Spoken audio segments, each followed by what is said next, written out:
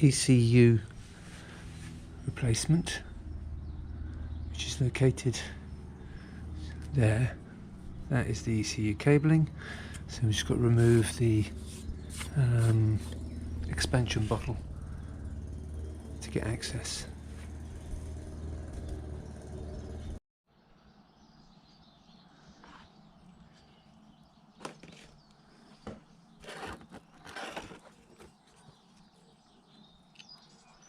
Pull this out from here.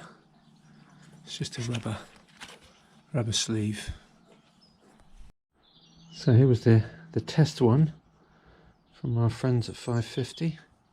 So I've had that in for a few weeks. Absolutely fantastic. It works. There's my old one. Off to be flashed.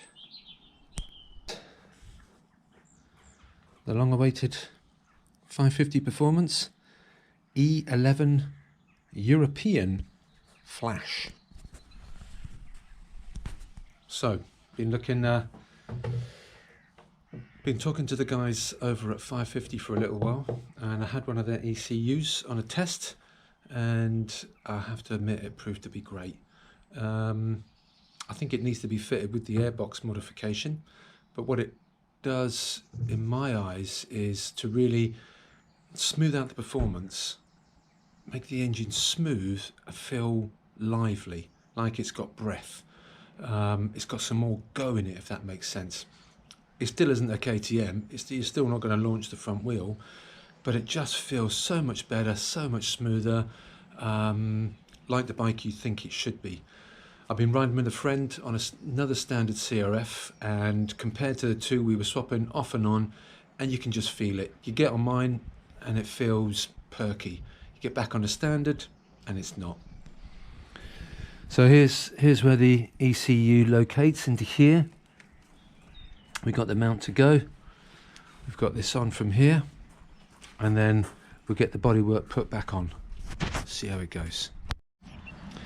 While the panels are off, what we did on the test one was to use this connector with this jumper to get the ECU to be relearnt using the crank pulsing system. Basically, it tells you how to reset your ECU so that it's familiar with the engine again. Not entirely sure what, but I get it. Yeah, that's it really. So I already know how it rides, and it rides great. I can only recommend it. I think it's the best thing to put onto the bike. I fitted mine with the Moto X pipe. I've got the 300 CBR velocity stack or connector body. It's up inside here, and I've also opened up my airbox using the micro mesh, and I've put two pre-filters feeding the actual airbox itself. Much better airflow, and I think that works. So as I said, I don't know what the dyno tested performance would be. I'm sure it would be a few ponies, but the best thing is it's the actual life that the actual engine gets. Yeah, just breathes. Really recommend it. Rated. So I'm going to fit the new one now. Taking the tape off. I think what I'm going to do to mine, I put a little bit of silicone lubricant around the outside to create a bit more of a waterproof seal. I don't know why, but the rubber connector on mine it's not particularly great.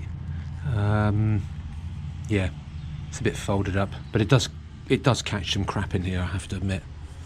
And then what we'll do, as I said, we'll use this connector, we'll plug that into here, and then we'll follow the instructions that they give.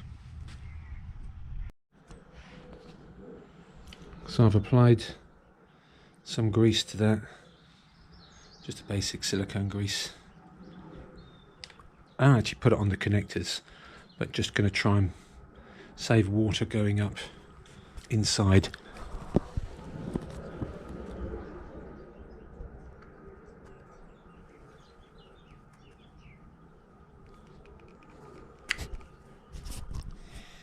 There you go, I put it on the wrong side. It needs to be on the inside.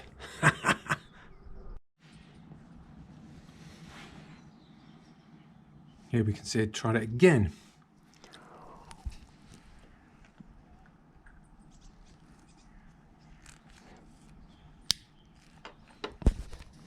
Clicked, we're in. Right. We get it fitted inside here. We're connected.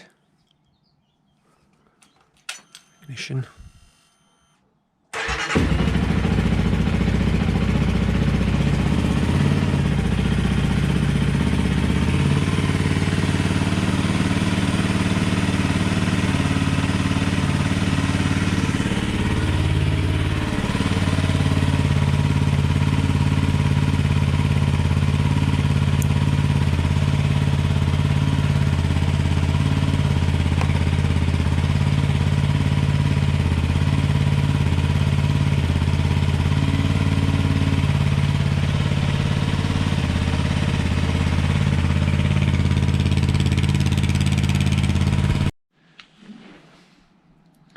It's no wonder the Dunlop Tracker, which is a great tyre, saps the power on the Honda. Look at the difference in height. Gosh, it's tremendous. I did change the sprocket to a 42 to try to assist, and I think it probably worked, but I'm going to go back to original sprocket and original rear tyre. Try the Rally Cross MT21, see what we get.